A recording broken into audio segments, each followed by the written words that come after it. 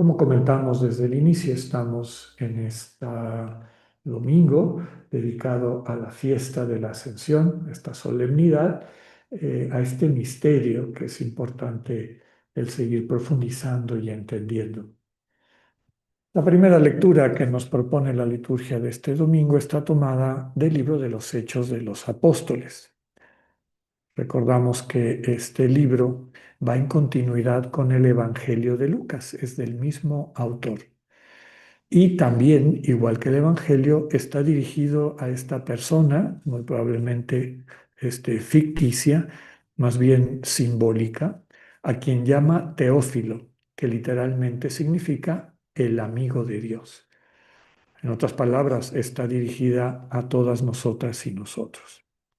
Narra el texto de hoy que el Señor Jesús, después de su resurrección, se le apareció a sus discípulos durante 40 días. Recordemos que el número 40 en la numerología judía es símbolo de purificación, sanación. De ahí viene nuestra palabra cuarentena. Durante este tiempo les dio instrucciones a través del Espíritu Santo y les habló del reino de Dios. El Espíritu Santo es el protagonista principal de este segundo libro, dedicado al nacimiento y crecimiento de la Iglesia. El Señor Jesús les pide a sus apóstoles quedarse en Jerusalén para recibir ahí al Espíritu, quien les llenará de fortaleza para ser testigos del Señor y de la buena noticia. El texto nos dice que Jesús se eleva entonces a los cielos. Dos ángeles que se les aparecen les invitan a perseverar en la esperanza. El Señor Jesús retornará. Tomado del texto de Hechos, ¿qué hacen ahí parados mirando al cielo? El salmo que nos acompaña este domingo, el Salmo 46, es un himno de alabanza a Dios como Rey del universo. Describe el ascenso de Dios a su trono, desde el que gobierna todo lo que existe. Por esta razón se usa en la liturgia de la solemnidad de la ascensión del Señor. Este ascenso al trono describe simbólicamente el reconocimiento de todos los pueblos a la soberanía de Dios, la centralidad de Dios en nuestras vidas como el gozo más grande que podemos encontrar. Desde su trono santo reina Dios sobre todas las naciones. Nos dice el Salmo, Dios es el Señor, asciende hasta su trono. La segunda lectura está tomada de la carta a los Hebreos que ya conocemos, ¿no? El tema central que tiene es presentar al Señor Jesús como el sacerdote de la nueva alianza y el sacrificio de Jesús como el único culto que tiene sentido después de su entrega. Fue escrita para una comunidad que recordaba con nostalgia el esplendor de la liturgia del Templo de Jerusalén y contrasta ese ritual, la carta, con el único y definitivo sacrificio que Jesús hace de sí mismo, por amor a Dios y por amor a nosotros y nosotras. Jesucristo es el Hijo de Dios y hermano de los seres humanos. Eso le permite ser el único mediador, el pontífice, es decir, quien construye puentes entre Dios y la humanidad. Cristo se ha manifestado en el momento culminante de la historia para destruir el pecado, el egoísmo, a través del sacrificio de sí mismo, es decir, el acto supremo del amor, dar la vida para que otros tengan vida. Una cita un poco larga, pero importante y muy bella de la carta. En virtud de la sangre de Jesucristo, tenemos la seguridad de poder entrar en el santuario porque Él nos abrió un camino nuevo y viviente a través del velo, que es su propio cuerpo. Y así llegamos al Evangelio de este día, retomamos el Evangelio de Lucas, propio de este ciclo en el que nos encontramos, eh, en una escena que sigue al texto del encuentro de Jesús con los discípulos de Maús.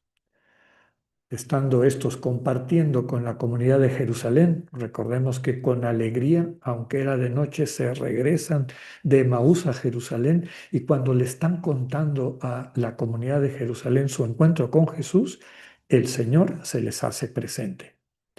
El saludo del resucitado es el acostumbrado. La paz esté con ustedes y no teman. Igual que en el camino de Maús, el Señor les explica las escrituras. La frase anterior a la lectura de hoy dice, entonces les abrió la inteligencia para que comprendieran la escritura, es decir, para que pudieran entender la comunicación de Dios, cómo Dios se comunica en nuestro corazón. Jesús hace un resumen de la buena noticia. El Mesías salva tomando sobre sí las consecuencias del pecado, del egoísmo, llegando hasta la muerte para salvarnos de la muerte. Pero Dios tiene la última palabra resucitándolo. Habiendo sido sanados por sus heridas, que nos recuerda el texto del profeta Isaías, del siervo sufriente de Yahvé, los discípulos ahora son testigos del proyecto de salvación que Dios tiene para la humanidad. Es un envío, una misión. Habrá que llevar ese mensaje a todas las naciones. El Espíritu, el prometido del Padre, será enviado por el Hijo para guiar y hacer posible esta labor misionera. Termina el Evangelio y hace conexión con el libro de los Hechos, describiendo la ascensión del Señor al cielo. Se eleva bendiciendo a sus discípulos. La ascensión, relato propio de Marcos y Lucas, no está ni en Mateo ni en Juan, es un símbolo del retorno del Hijo al Padre. Con él, nuestra naturaleza humana entra en el misterio de la Trinidad. Nos prepara para las siguientes dos grandes fiestas del calendario litúrgico, en una semana Pentecostés y después la Trinidad. Tomado del Evangelio de este día, permanezcan en la ciudad hasta que reciban la fuerza de lo alto. Los Evangelios, estos cuatro relatos, narrativas de la vida del Señor Jesús, no son desde luego un relato periodístico de personas que estaban tomando nota de lo que estaba pasando con todos los detalles. Tienen desde luego un referente real. Pensemos cómo en ocasiones comentamos, compartimos con la gente que queremos, que nos rodea, algunas de las experiencias importantes de la vida. Por ejemplo, algo que viviste cuando tus familiares no estaban o cuando tus amigos no estaban y se los quieres comentar porque para ti son muy importantes. Pues no les vas a transmitir absolutamente todo. Le vas a transmitir sobre todo lo que se asentó en tu corazón. Es decir, aquello que quedó en tu vida y sobre todo en tu conciencia, en tu identidad, como algo muy importante. Y eso es lo que viene a tu memoria en primer lugar cuando recuerdas ese momento importante de tu vida. Los momentos más importantes de la vida, sin lugar a dudas, son los que en la espiritualidad ignaciana llamamos experiencias fundantes, momentos fuertes de encuentro con Dios, cuando por distintas circunstancias sentimos con mucha fuerza esa presencia de Dios y recibimos dos tipos de mensaje de revelación. La primera es de Dios, qué aprendimos en esos momentos de Dios, y la segunda es de nosotras, de nosotros mismos. ¿Qué nos reveló Dios en ese momento importante de nuestra vida sobre nosotras, sobre nosotros mismos? Los evangelios son eso mismo. Hay elementos que tuvieron que ver con el recuerdo de los apóstoles. Recordemos que los evangelios se escriben cuando empiezan a morir los testigos que conocieron a Jesús, ¿no? Que caminaron con él, que vivieron con él. Y entonces la comunidad, los que habían abierto su corazón a la buena noticia, los que se habían y las que se habían encontrado con el Dios vivo por el testimonio de los apóstoles, les dijeron, cuéntenos, cuéntenos, ¿Cómo era el Señor Jesús cuando estuvo aquí? ¿Qué dijo? ¿Cómo vivió?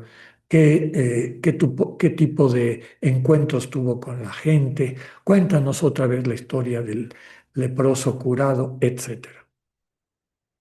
Y les digo, cuéntenos cómo era el Señor Jesús cuando vivió aquí, porque estos cristianos y tú y yo como cristianos contemporáneos conocemos al resucitado. No es que de alguna manera nuestra fe esté solamente sustentada en esos relatos, que son importantísimos. Es la manera como Dios ha querido dejar en la tradición humana una forma de comunicar su misterio. Pero bueno, los evangelios surgen así. Y es por eso que los evangelios tienen variaciones, no son todos igualitos. Hoy es la fiesta de la Ascensión. ¿Qué estamos celebrando? Y es lo que comentábamos al inicio de nuestro comentario exegético y de alguna manera también lo que nos comentaba Pedro en la bienvenida de la Eucaristía. Hoy celebramos que Cristo eh, culmina su misión, digamos, en este mundo como palabra eterna del Padre encarnada.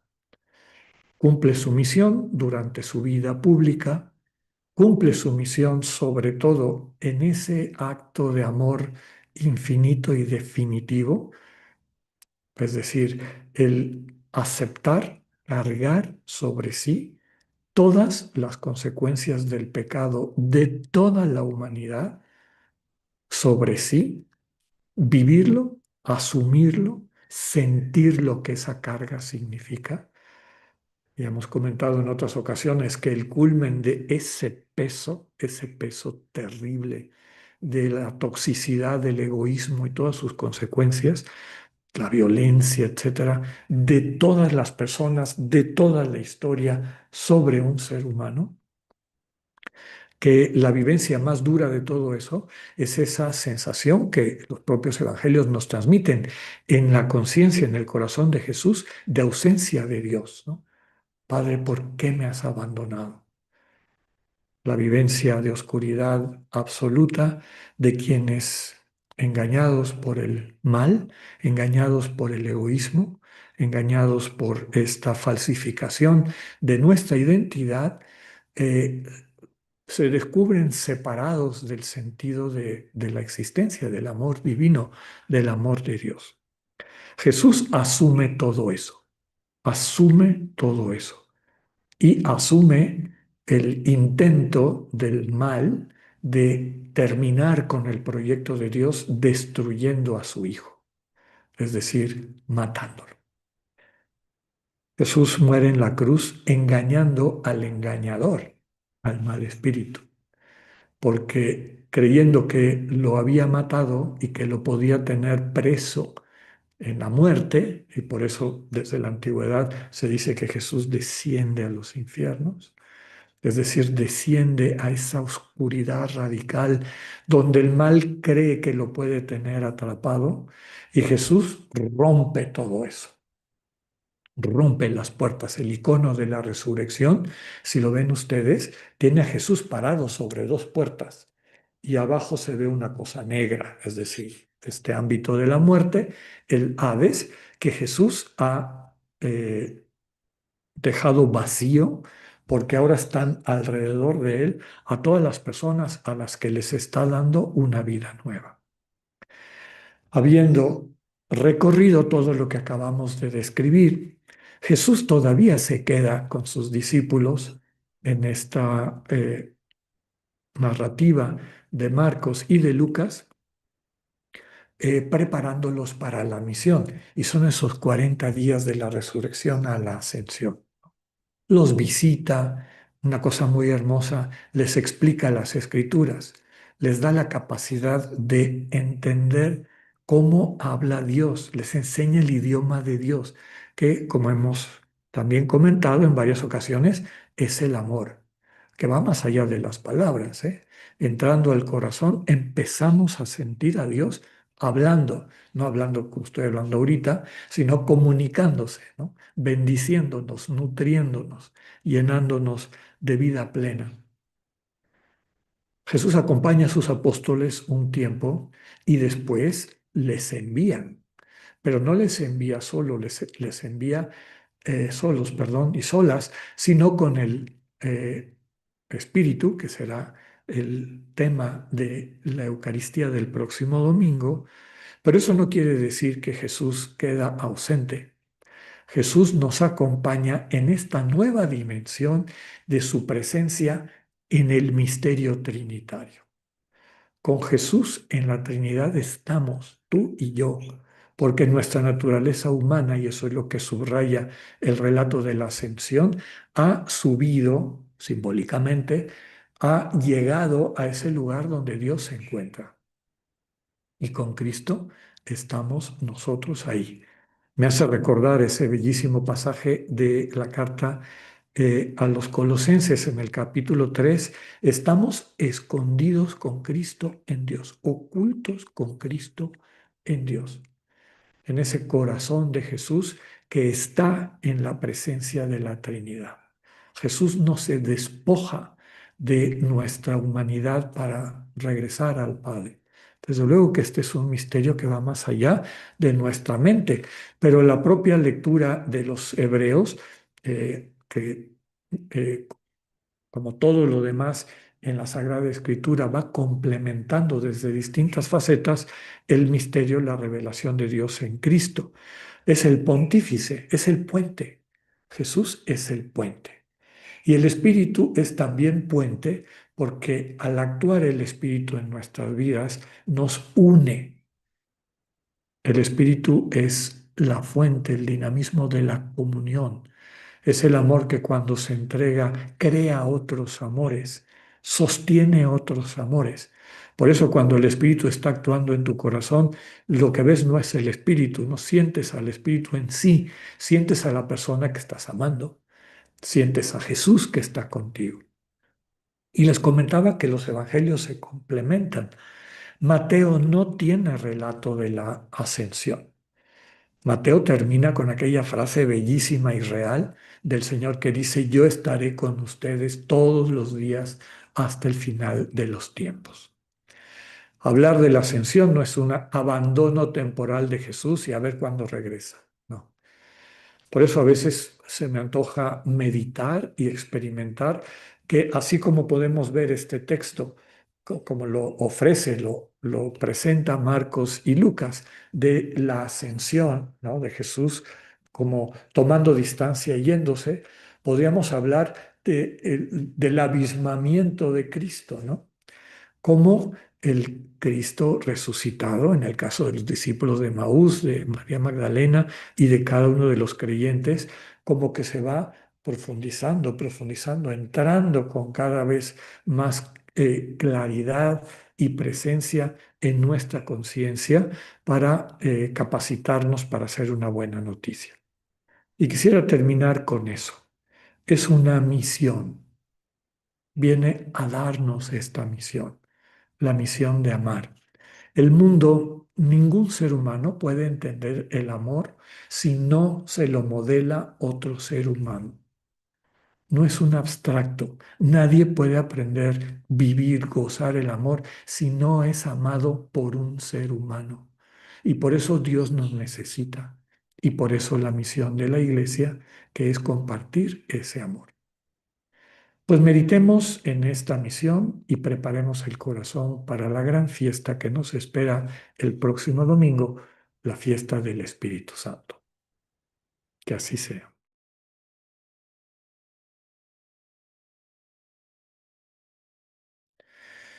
Cada persona dentro de la comunidad la alimenta, la sostiene, la fortalece a través, desde luego, su presencia y su oración. Por eso oramos unos por otros. Por eso somos conscientes de que tenemos esa misión que Jesús nos ha confiado. Entregar la vida para que nuestros hermanos y hermanas tengan vida. Que en esta semana nos quedemos con esa invitación que el Señor en su ascensión nos hace a que llevemos la buena noticia. No se trata de decir muchas cosas, sino de amar mucho, de amar concreto, de amar en ese lugar donde la vida y la misión de Dios nos ha puesto. Preguntémonos cada día, preguntémosle al Señor cada día cómo podemos amar, siendo así buena noticia para la gente que nos rodea. Que el Jesús que va entrando, del que nos vamos haciendo cada vez más conscientes en el centro de nuestro corazón, sea nuestra guía y nuestra fortaleza. Que tengan una buena semana. Dios con ustedes.